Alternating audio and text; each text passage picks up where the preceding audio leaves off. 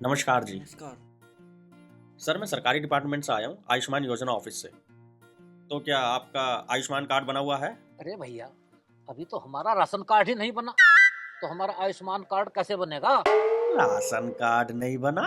अरे तो भैया जी अपना पहले राशन कार्ड तो बनवा लो, तभी तो आप अपनी आयुष्मान योजना का लाभ उठा पाओगे। अरे भैया, आप हमारा राशन कार्ड बना दोगे? देखो भैया जी, यू काम मेरा ना है। तुम एक काम करो, इसे ऑनलाइन बनवा लो। ऑनलाइन? अरे भैया, ये कहाँ पर लाइन लगानी पड़ेगी? अबे यार कहाँ फंस गया मैं। तुम्हारे गांव में कोई साइबर कैफे है, वहां जाके बनवा लो। Cyber cafe? ये क्या होता है? गांव में कोई ऐसा है जो कंप्यूटर चलाता हो? हाँ, एक रामलाल का लड़का है, वो चलाता है ऐसे। तो भैया जी वहीं जाके बनवा लो। अरे हमें तो पता ही नहीं था, ये रामलाल का लड़का साइबर काफिर है। अरे भैया जी साइबर काफर नहीं, cyber cafe. Cafe, cyber cafe. Cyber cafe? हाँ वहीं जाके बनवा लो। ठीक है तो भाई, ठीक है, बस फिर तो हमें वहीं जाकर बनवाना पड़ेगा।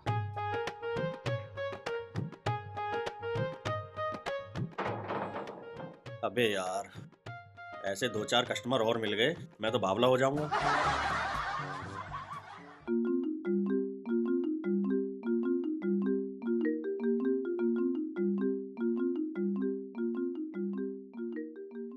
इस टाइम मेरी मुस्कान डार्लिंग घर पर अकेली होगी, और वैसे भी काफी दिनों से वो मुझसे मिली भी नहीं है। चलो आज मिल ही लेता हूँ। अबे कोई देख तो ना रहा मुझे।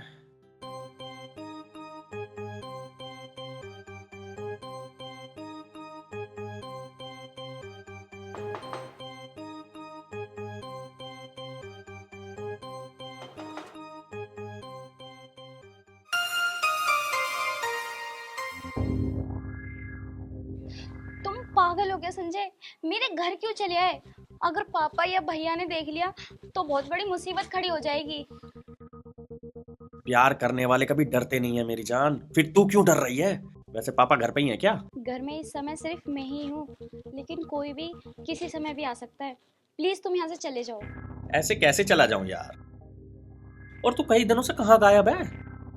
और तू मुझसे मिलने भी नहीं आ रही है। 2-3 दिन से पापा की तबीयत खराब चल रही है और ज्यादा समय वो घर पे ही रहते हैं। बस इसी कारण मैं तुमसे नहीं मिलने आ पाई। सच बोलूं तो तुझसे मिले बिना मेरे दिल को चैन नहीं आता। मेरा भी यही हाल है, मैं भी तुम्हें देखे बिना नहीं रह पाती। पता नहीं तुम्हारे प्यार ने मुझ पर कौन सा जादू कर रखा है। ये इश्क का जादू है मेरी जान, सर चढ़ कर बोलता है। तो आप आयुष्मान कार्ड के फायदे समझ गई ना मैडम? हाँ हाँ, मैं समझ गई। कौन है भाई तू? और मेरी बेटी को कौन से फायदे समझा रहा था? पापा जी, ये सरकारी एजेंट है, आयुष्मान कार्ड के फायदे समझा रहे थे मुझे। चल तो अंदर जा, मैं अपने आप समझ लूंगा। हाँ भाई, अब बता आयुष्मान कार्ड बनवाने के फायदे। अंकल जी, मोदी सरकार ने ना आयुष्मान कार्ड बनाने की योजना शुरू की है। आप भी बनवा लीजिए आयुष्मान कार्ड। बहुत ही फायदे की चीज़ है। मेरा ड्यूटी टाइम खत्म हो गया अंकल जी, मैं चलता हूँ। निकल ले बेटा पतली गली से।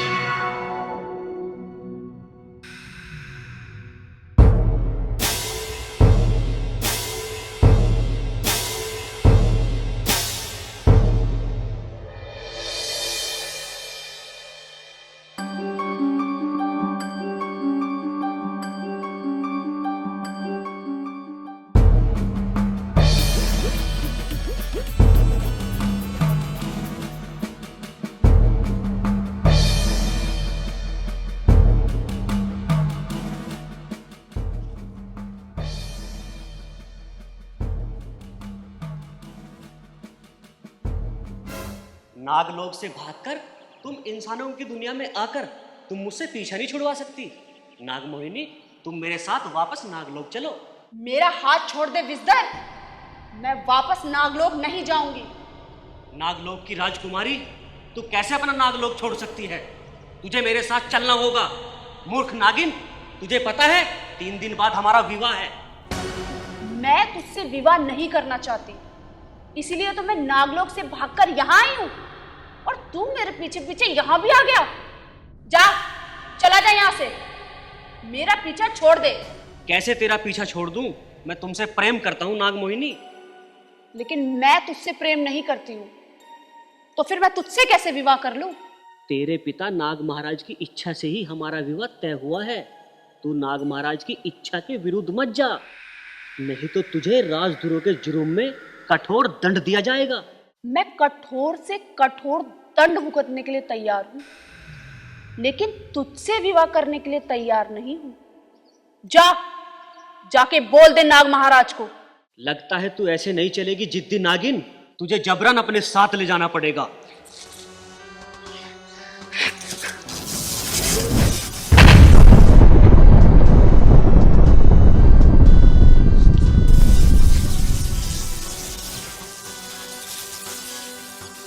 हम दोनों ही जहरीली नाग शक्तियों के धारक हैं, और हम दोनों की इस झड़प में या तो आज तेरी जान जाएगी या तो मैं मारी जाऊंगी। विजदर,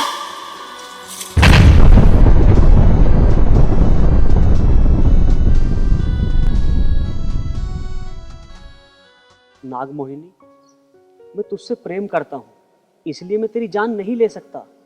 तू इस समय क्रोध में है, तू कुछ भी कर सकती है। नागमोहिनी, मैं तुझे यही छोड़कर वापस जा रहा हूं, पर मैं 100 साल तक तेरा इंतजार करूंगा। मुझे पता है, पर तू एक न एक दिन नागलोक वापस जरूर लौटेगी, और जिस दिन तू लौटेगी हमारा विवाह उसी दिन होगा। वो दिन कभी नहीं आएगा। अब मैं हमेशा हमेशा इस धरती लोक पर ही रहूंगी।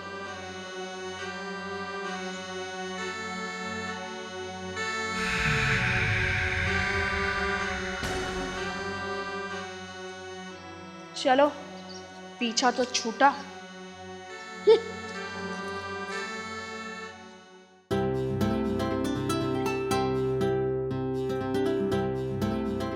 भाभी, एक रोटी और देना जरा।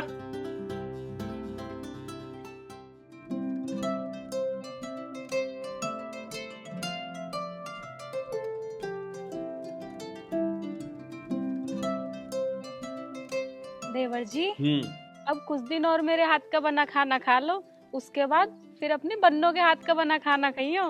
क्या मतलब? मतलब ये है देवर जी, अब तुम शादी लायक हो गए हो, नगर पालिका में तुम्हारी सरकारी नौकरी भी है, इसलिए तुम्हारे भैया ने तुम्हारी शादी कराने का फैसला किया है। लड़की देख ली भैया ने? हाँ, उन्होंने भी देख रखी है और मैंने भी देख रखी है। अरे मेरी छोटी बहन मंजू, और मंजू की तुम्हारी जोड़ी ऐसे लगेगी जैसे राधा कृष्ण की जोड़ी। भैया, मैं मंजू से शादी नहीं कर सकता। क्यों भाई, मंजू में क्या कमी है? वो पढ़ी लिखी है, सुंदर है, सुशील है, और तेरी भाभी की सगी बहन है। इससे अच्छी बहू हमें कहाँ मिलेगी?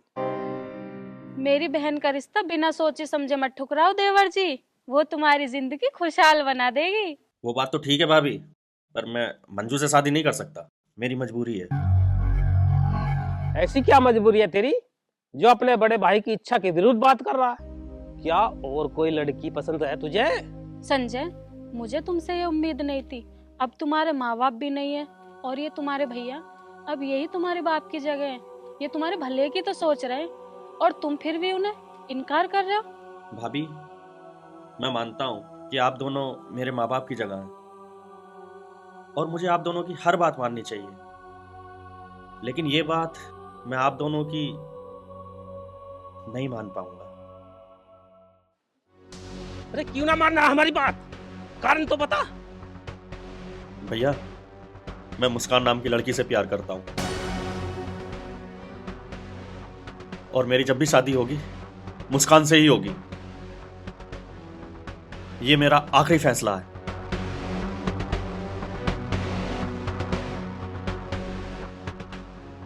देख ले माधुरी, क्या जमाना आ गया। आजकल के लड़के भी अपनी शादी का फैसला अपने आप करने लगे। हाँ जी, आजकल की ऐसी औंधी रीत चल रही है। आप बैठो, मैं आपके लिए खाना लेके आती हूँ।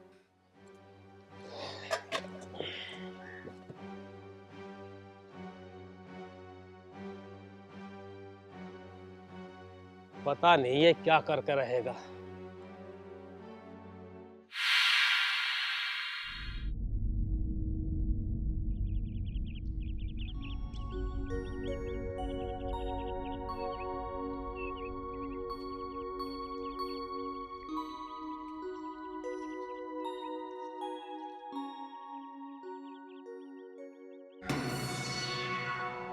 नागमोहिनी, 5 दिन हो गए तुम्हें नागलोक से आए हुए।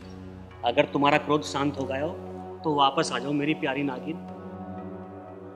मैं वापस लौट जाऊंगी अगर तू मेरे साथ शादी करने की जिद छोड़ दे, वरना मैं वापस नहीं लौटूंगी। ये तो असंभव बात है। तुझे आज नहीं तो कल मेरे साथ विवाह करना पड़ेगा। तो फिर मैं भी कभी नागलोक नहीं लौटूंगी, चाहे महाप्रलय क्यों ना आ जाए। मूर्ख नागिन, ये तू नहीं, तेरी नाग शक्तियों का घमंड बोल रहा है, और मैं तेरा ये घमंड चकनाचूर कर दूंगा। मैं सेनापति विषधर अपनी तमाम असीम शक्तियों से तेरी जहरीली शक्तियों को छीनता हूं।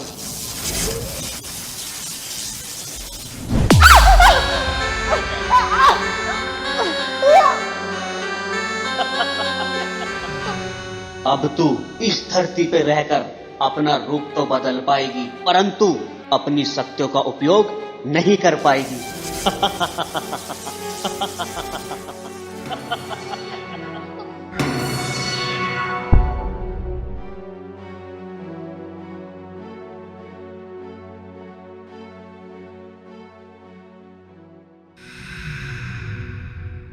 मक्कार कहीं का, क्या समझता है मेरी शक्तियां छीन कर मुझे अपने सामने झुका लेगा? मैं इच्छाधारी नागिन हूं मोहिनी, झुकूंगी नहीं।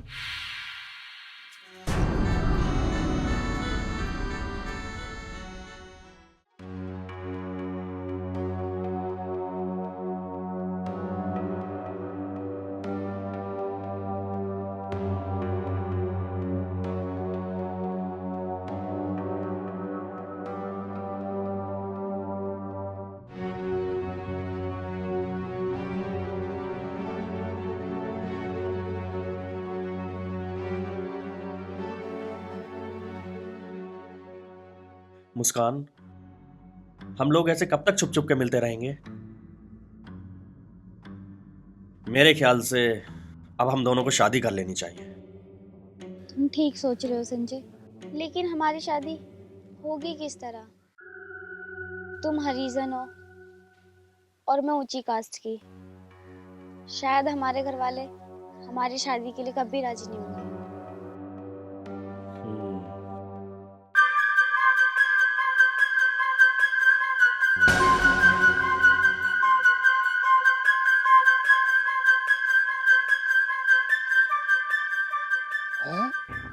संदीप की बहन और इस लौंडे के साथ? अरे तुम छोड़ो सारी बात, लो चॉकलेट खाओ। ये लो। चॉकलेट खा रही है, बड़ा प्यार जता रही है, अभी खिलाता। मुस्कान, हम दोनों की जात बरादरी हमारी शादी में अड़चन नहीं बन सकती।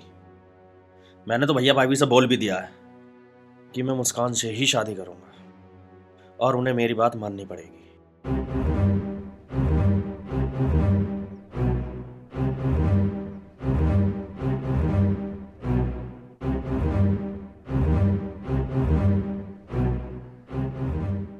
संजय, तुम्हारे भैया भाभी तो शायद मान भी जाएं, लेकिन मेरे पापा और भैया कभी नहीं मानेंगे।